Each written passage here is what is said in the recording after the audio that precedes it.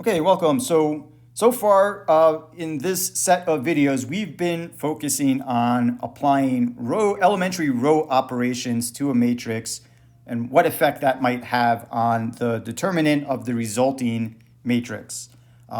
We can also apply similar column operations to a matrix, and let's see why that might be the case. Recall that when we're calculating the determinant of a square n by n matrix A, we can use a cofactor expansion across any row or down any column.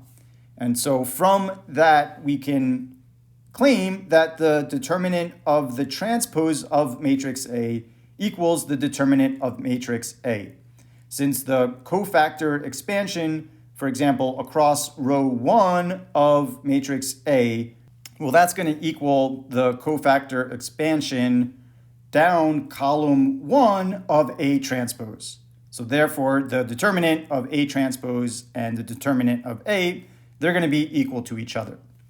So we can imagine calculating the determinant of a matrix in the following way. So we can first take some matrix. So let's consider this 3 by 3 matrix A, whose top row is 2, minus 4, 5. Row 2 is 3, minus 6, 2. And row 3 is minus 1, 7, and 3. And so now my first step is going to be, let me take the transpose of that matrix. So now row 1, which was 2, minus 4, 5, becomes column 1 is 2, minus 4, 5. And same for the rest of the matrix. So this operation transpose does not affect the determinant. And now we know what effect certain row operations have on determinants. So now I could apply a row operation such as I'm going to replace row 2 of this matrix with 2 times row 1 plus row 2. And that gives me a second column, a second row of 0, 0, 5. And now we could go ahead and calculate the determinant of this matrix doing a cofactor expansion across row 2 because row 2 has 2 entries that are 0. So that's going to save us some time with calculations. And so this 5 is located in position 2, 3 in the matrix. So that's odd. So that's why I have a negative sign over here.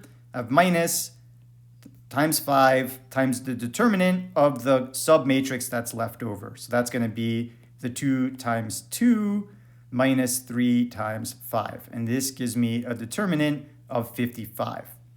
So I can first take the transpose and then apply row operations as we've been doing to calculate the determinant. And this process would have been exactly equivalent to if instead of taking the transpose and applying row operations, right, row operations to the transpose of matrix A are equivalent to applying the same sort of column operations to the original matrix. So there's no need for me to do this step of taking the transpose. I can just take matrix A, apply column operations. So in this case, I'm doing a column replacement on column 2 when I'm replacing it with 2 times column 1 plus column 2.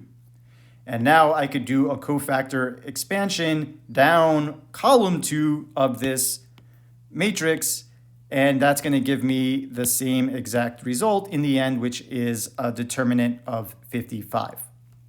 So whether you want to apply row operations or column operations, that's up to you.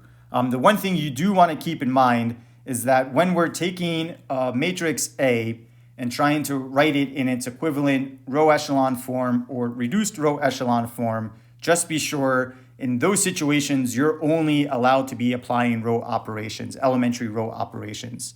But for the sake of simplifying matrices for determinants, you are allowed to apply column operations.